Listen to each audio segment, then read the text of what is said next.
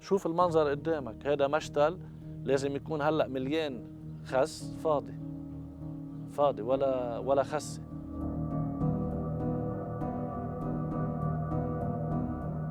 المزارعين عم بيواجهوا السنة مجموعة مشاكل، في عنا مشكلة بالكلفة العالية تبع كل شيء مواد أولية، عنا مشكلة الشحن والنقل إن كان قلب لبنان أو الشحن، مشكلة الفيول يلي أثرت على التبريد، وبالتالي في منهم ما قادرين يدفعوا كلفة التبريد، وفي كتير برادات ما فتحت لأنه ما عندها مازوت لتفتح. وبيرجع قصة مشكلة نوعية الإنتاج اللي عم تطلع، لأنه في مزارعين كتير ما بيعرفوا إنه في نوعية معينة مطلوبة بالأسواق العالمية. ألفا جرين هي شركة لبنانية بتزرع خس وبتصدر 90% من إنتاجها للدول العربية. هلأ بسبب الأزمة وتسكير الحدود مع السعودية، الشركة اضطرت إنه تخفض إنتاجها أكثر من 70-80%. كله هذا بده يأثر على الشركة بدها تضطر تصرف عمال.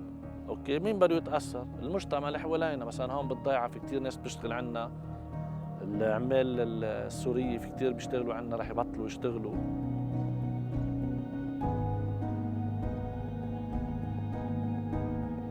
إذا ضلت حالة فلتين مثل ما نحن اليوم، كون أكيد الزراعة رح تنزل، زراعة الخضار رح تنزل كتير. معناتها بالموسم القادم رح تكون الأسعار أغلى بكتير. أنا بعرف أغلب الفلاحين وهن من زبائني وأصدقائي، كلهم بدهم ينزلوا 70-80، ما عادش عندهم القدرة يكفوا.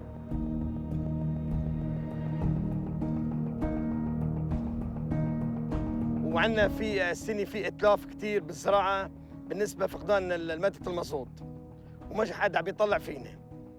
وبالنسبه العمال اجرتها غليت كثير، بينما نحن كل شيء عم نجيب البضاعه على الدولار. وحتى الدواء فاسد، فلما نرش مرة صرنا عم نرش 5 و6، بالبندورة بدنا نرش 10 مرات وعم بتضلها مضروبة.